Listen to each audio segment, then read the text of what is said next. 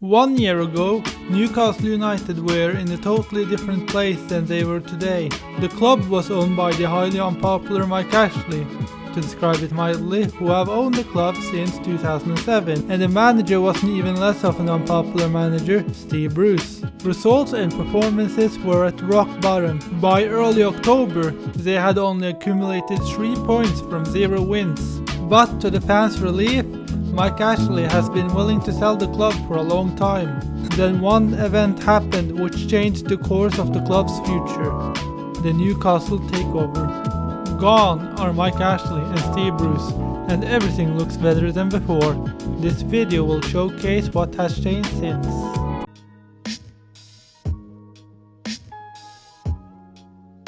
In October 2017, Mike Ashley was announcing he was willing to sell the club for the right offer. In April 2020, a consortium led by PCP, PIF, and the Reuben brothers was planning to take over Newcastle United for £300 million. They had to undertake a Premier League owners and the directors test to greenlight the takeover. But it fell through during July 2020, and over a year later, around 7th of October 2021, the takeover would be confirmed the day after they would lift the ban from beIN Sports. Both positive and negative reactions emerged. The positive reactions were due to Mike Ashley finally selling the club and hope for a brighter future. The negative reactions were due to the concerns of the ethics and the moral ground of the takeover. When the new director Amanda Staveley had her first interviews on the takeover, she was transparent with a long-term project for the club: to elevate the club towards higher levels. This includes to improve the overall infrastructure of the football club by focusing on different departments such as the youth academy, the women's team, and the Newcastle brand. In addition, to expand St James Park in the future to seat more fans.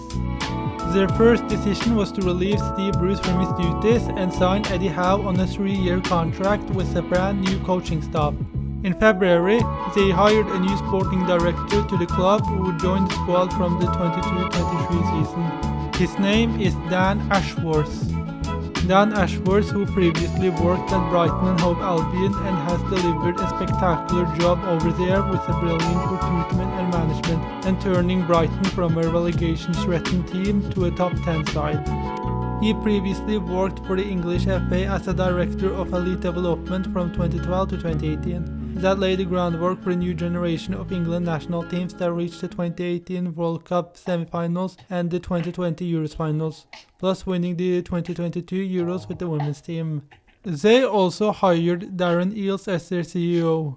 His resume is nothing short of remarkable.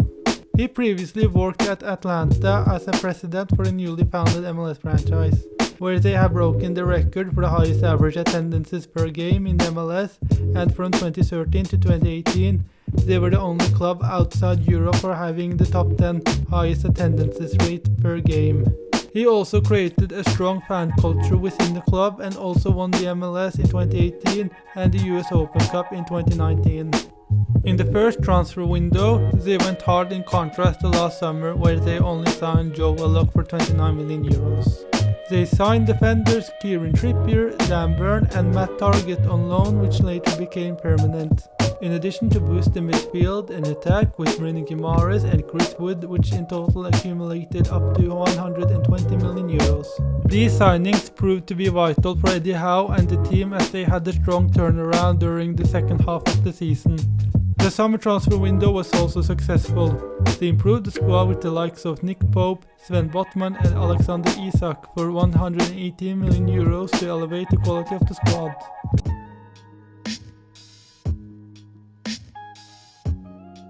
A context for the start of last season. Newcastle displayed a 5-3-2 formation under Steve Bruce, and they didn't win a single game under him, and somehow displaying poor defensive performances and tactics despite a 5-at-the-back formation.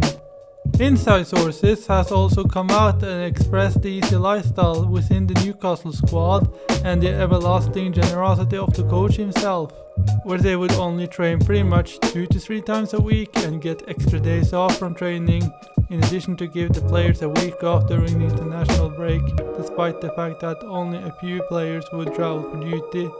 Oh, Did I forget to mention that he also gave himself a seemingly well-deserved holiday for his unprecedented hard work and strong results. After Eddie Howe arrived, everything changed in their favor. He began to implement stricter and more intense training regime to get players more fit and able to compete for 90 minutes. Tactically, he improved every department and changed the formation to a 4-3-3 focused on high intensity and playing from the back.